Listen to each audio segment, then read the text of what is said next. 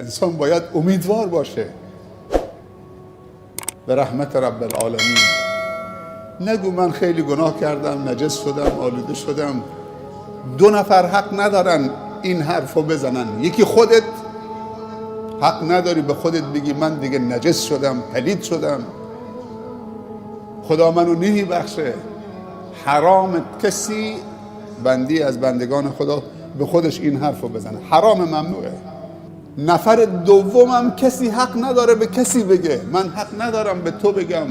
اگر یک مست سکرانی تو کوچی دیدم که عربده داره میکشه، حق ندارم ای نجس پلید پست، خدا تو رو نمیبخشه. هر لحظه احتمال داره اون فردا توبه بکنه، من برم جای اون بیاد جای من.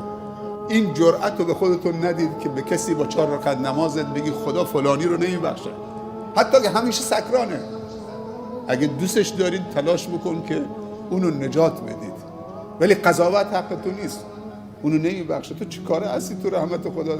اینقدر شرابخوارا و عیاشا و هنرپیشه ها و خواننده هایی که یک عمر عیاشی کردن آمدن شخصیت های بزرگی و دعوتگران و مصلحان بزرگی شدن.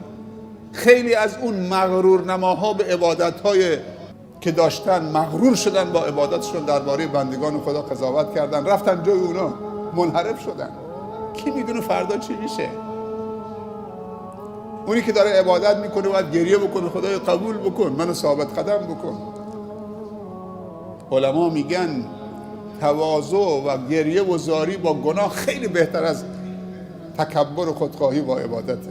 یکی از سردسته های بزرگ راهزنا، اگر اشتباه نکنم عیاض، یه زمانی رفته بود شب روی دیواری که بپره تو خانه، سبحان الله، رو دیوار منتظر بود که بپره تو خانه. یک دفعه صدای آیی از داخل خانه شنید که صاحب خانه شب به نماز ایستاده بود.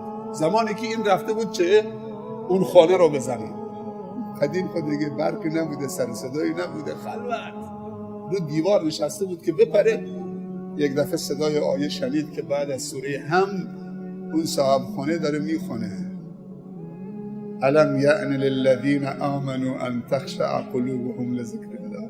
آیا وقتش نرسیده کسانی که مؤمنن، مسلمانن، بر بگردن و دلهاشون بتپه و بلرزه برای خدا؟ وقتش نرسیده؟ هی میخواست بپره، دوباره اون آیه تکرار میکرد. سبحان الله، نمیفهمید که دزد آمده. اون نماز میخوند، داره هر شبش بود، نماز شب میخوند. و بار سوم 2-3 بار که تکرار کرد، بار سوم گفت بلا.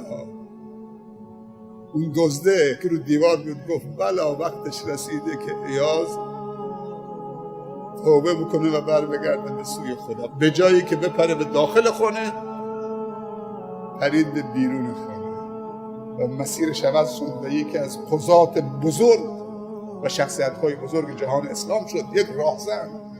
انسان نباید ناامید بشه، امیدتون نباید از دست بدید. این در بازه، برای همه بازه. اینجا خانه خداست، خانه من نیست که تو رو اجازه بدم دیگری رو اجازه ندم. کسی حق نداره چپ چپ به کسی نگاه بکنه. الله هم تعصب داره نسبت به بندگانش، خیلی تعصب داره.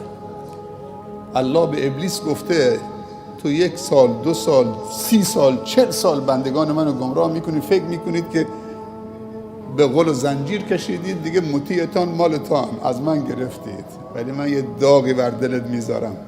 بعد از 40 سال 50 سال که این بنده منو شکار کردی، در قبضه خودت گرفتی، یه لحظه یه جرقه براش ایجاد میکنم، یه توبه نصیبش میکنم، تلاش 50 سالت رو برباد میدم. من اجازه نمیدم بندگانمو ازم بگیرید.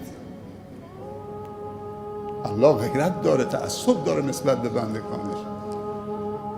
این تعصب خدا نسبت به بندگانش و مهرورزیش. خدای نگاه به خطاهای ما مکن، به اشتباههای ما مکن، به گناههای ما مکن. نگاه به اون رحمت بیکران خودت بکن که از خشمت سبقت گرفته. سبحان الله. یک قطره رحمت تو میتونه گناه 100 ساله ما رو برباد بده، ذره ذره بکنه، بسوزونه.